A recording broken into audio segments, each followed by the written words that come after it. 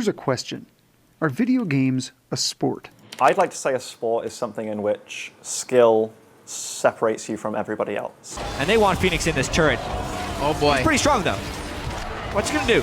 Oh, he got two! He's gonna get a triple kill! A quadra kill! An amazing play by Phoenix on his ear! The legacy of Shurima is real! Okay, I was astounded, Soledad.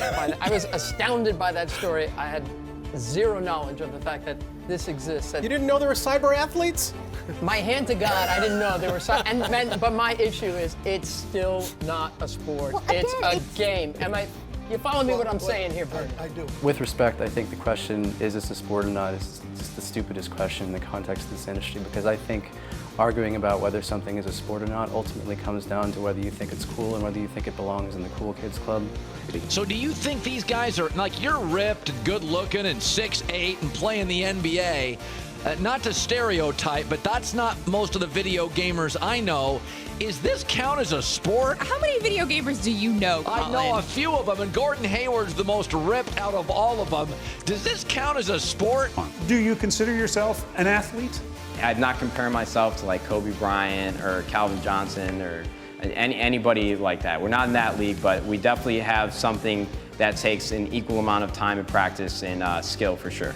To hone those skills, this summer, Red Bull flew Matt and his team to California for a month of real-world training. And we're just measuring. Andy Walsh runs Red Bull's athlete development program. At some point, somebody came to you and said, we want you to start working with gamers. You're a guy who's worked with Olympic athletes. Did you say, hang on a minute here? No, I was actually the opposite. I was really excited. They're a legitimate competitive activity. I don't really care whether someone, validates it as a sport or not. I think the culture itself validates itself. Yeah, I have a huge, huge fan base that I never thought I'd have. I mean, if I went down the college route, I could be in an office right now making a decent living, but here I am, traveling the world, playing video games for a living, and I don't have any regrets whatsoever.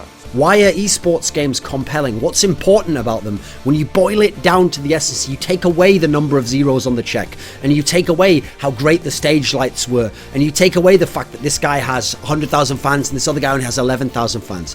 Why, ultimately, at the deepest level, do we watch these games?